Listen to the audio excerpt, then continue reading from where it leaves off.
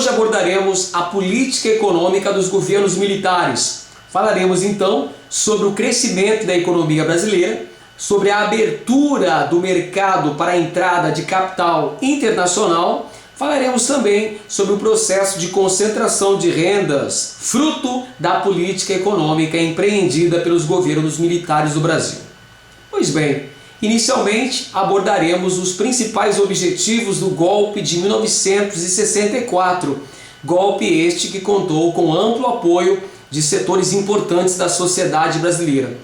Entre os objetivos principais do golpe de 64 estavam a racionalização econômica, o desenvolvimento industrial, a modernização agrícola e o combate à corrupção. Portanto, os governos militares tinham por objetivo promover uma modernização conservadora da economia brasileira. Economia esta que se tornou mais complexa e mais sofisticada. Houve um processo, portanto, de internacionalização da economia brasileira. Processo este que foi acompanhado da urbanização dos grandes centros brasileiros da região sudeste, que receberam migrantes de várias partes do Brasil, principalmente oriundos da região nordeste. E um outro resultado importante da modernização conservadora empreendida pelos militares foi o aumento da concentração de renda no Brasil. As políticas econômicas empreendidas a partir de então foram o PAEG, Plano de Ação Econômica do Governo. A seguir nós tivemos uma fase denominada de Milagre Econômico e tivemos também os chamados PNDs, Planos Nacionais de Desenvolvimento. Abordaremos primeiramente o PAEG, Plano de Ação Econômica do Governo, que visava o controle das taxas inflacionárias elevadas que o Brasil vivia, que acabou promovendo um arroxo salarial. Promoveu também reforma bancária com a criação do Banco Central. Estabeleceu o fim da estabilidade no emprego, criando o Fundo de Garantia por Tempo de Serviço. Foi criado também o Banco Nacional de Habitação, BNH, para incentivar o setor da construção civil, e foi criado também o PIS e o PASEP. Outra medida importante adotada pelo PAEG foi a revogação da Lei de Remessas de Lucros ao Exterior, lei esta que havia sido aprovada no governo de João Goulart em 62. A revogação da Lei de Remessas de Lucros ao Exterior foi fundamental para que o governo federal atraísse capitais estrangeiros, para que empresas transnacionais se implantassem no Brasil.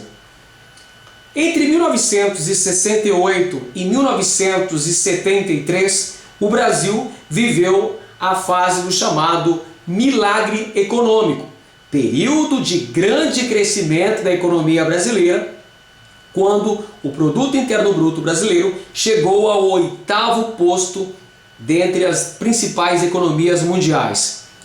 Ocorreu nesse período um aumento das exportações agrícolas, a abertura da economia ao capital estrangeiro se intensificou, o Estado assumiu para si a tarefa da construção de grandes obras infraestruturais, as chamadas obras faraônicas. Houve também um grande endividamento externo junto ao Fundo Monetário Internacional para financiar a construção de tais obras tão importantes nesse processo. E temos também uma ampliação do processo de concentração da riqueza nacional. Expansão de crédito para as classes médias, que vai aprimorar o seu consumo de bens duráveis, tais como eletrodomésticos e automóveis. Para as classes trabalhadoras, sobra arroxo salarial e exclusão. Pois bem, senhores, o período do milagre econômico brasileiro não foi duradouro, em razão da ausência de bases infraestruturais que mantivessem essas taxas elevadas de crescimento de nossa economia, uma vez que a economia brasileira apresentava graus elevados de vulnerabilidade, dada a sua dependência do capital externo, além do atraso no crescimento dos setores de bens de capital, bens de produção, máquinas, equipamentos, em relação aos bens de consumo duráveis, aos bens de consumo não duráveis e também ao setor da construção civil. Em 1973, nós temos a crise do petróleo, que vai influenciar diretamente para o fracasso do milagre econômico brasileiro, com o retorno da inflação em patamares elevados. O retorno da inflação, por sua vez, acaba gerando a crise dos alimentos no Brasil, dado ao descompasso na produção voltada para o mercado interno e ao encarecimento do preço dos produtos, dos preços dos alimentos no Brasil. Um outro plano econômico implantado nesse período foi o PND, os chamados Planos Nacionais de Desenvolvimento.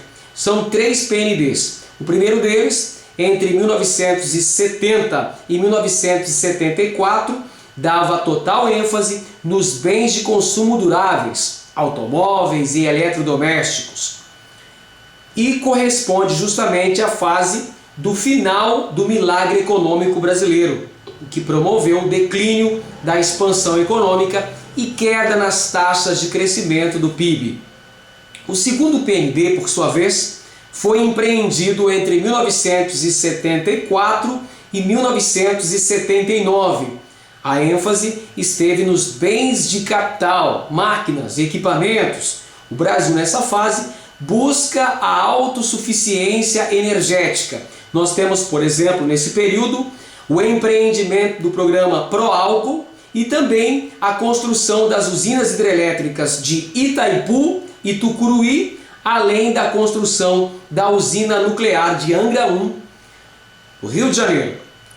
Esses empreendimentos contribuíram ainda mais para a elevação de nossa dívida externa.